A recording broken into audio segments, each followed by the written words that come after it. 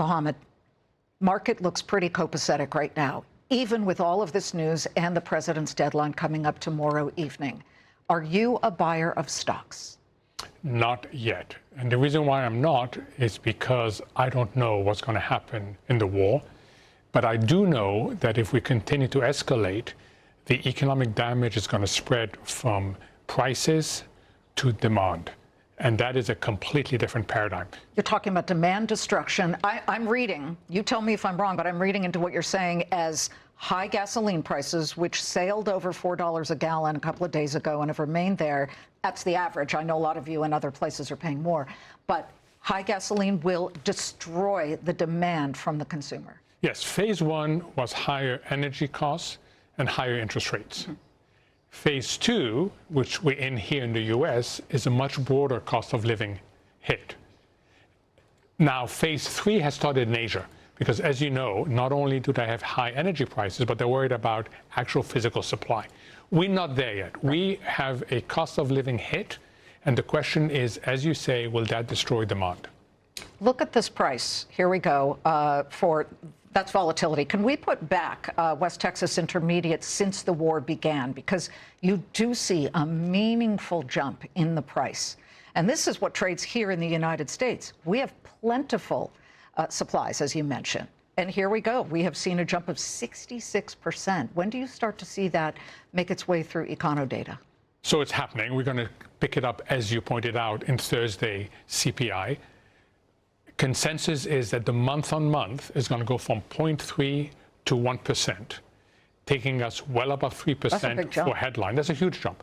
But the hope is core will be unchanged at 0.3 month-on-month. So okay, that's because a core eliminates, it excludes the volatile energy. That's correct. Prices. The big question is, does energy leak into the core? And the longer this war continues, the more likely that's going to happen. You know, there's economic logic in this, unfortunately, that you can only interrupt if you have a circuit breaker of some sort. But it starts with isolated prices, then broader prices, then demand. Then you start worrying about what Jamie Dimon said today, which is you start worrying about financial instability. Financial instability, which is something that we're not predicting. It just is that possibility, and that's why you're not that into stocks. What do you make of people lately who have been calling a market bottom, saying, oh, it bottomed last week? I think they're brave, because... Brave or dumb? No, brave. I respect people who can make such a call. I wouldn't make it, because it's not just about valuations.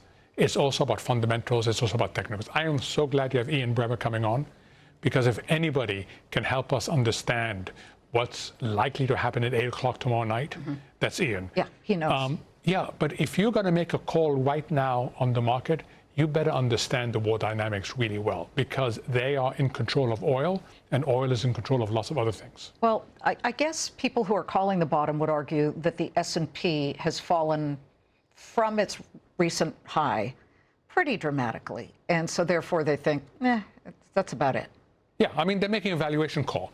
But remember, at the end of the day, investors rely not just on valuations, but on fundamentals and on technicals. And right now, there's only one thing flashing green, which is valuations. The other two are somewhere between flashing yellow and red. If somebody were brave out there who's watching right now and say, you know what, things have calmed down a bit, I would like to pick up some stocks on discount, where do you see that? So I picked up some stocks on discount. Oh, what? Last week, and I picked up the tech, a subgroup of the tech, because I think they'll be unaffected. But understand that for me, this is money that I can keep in the market for a very long time. So if you are picking stocks here, you are buying a lot of volatility, and you have to be able to underwrite that volatility. When you say sub-sector of tech, can I guess, was it software? No, it was more of the AI platforms, and it was the ones that have both vertical and horizontal integration, which I believe will manage this process particularly well. What else? When you look at industrials, you look at materials, you look at maybe some of the gold miners, which have been beaten down because gold has definitely fallen from its 5,500 or so high. God, that was a couple of months ago. Do you like anything there? Are you So I do like gold. I think we are washing out a lot of speculators that piled into a trade that was seemingly going to the sky, and that's what happens. But it's fundamentally driven because central banks are going to continue buying. So the whole gold complex is something that, in my view, is attractive long-term. But I cannot stress enough, Liz, that we are in a world of heightened volatility. And the trouble with volatility, and I've seen it over and over in my career, it makes people do the wrong thing. So be careful, just be ready for volatility, because otherwise you risk doing the wrong thing. Could I just ask you, you said that we will get on Thursday the freshest piece of inflation data, and that's the March CPI. Of course, folks, you know that the war started February 28th, so it will encompass the high prices, or the higher prices that we've seen, at least from the energy complex. But where else would you be looking for some damage if it were there from the war? So let me tell you what we're seeing and what we're not seeing it, because the U.S. really presents a mixed picture. We're seeing on anything related to the cost of production. So last week we had the ISM manufacturing prices paid. That surged in a way that we haven't seen for a long time, to levels we haven't seen for a while. And that's the piece of it that is inflationary. Prices paid, meaning what the manufacturers are paying for it. Correct. And what they are likely to pass on to us at some point.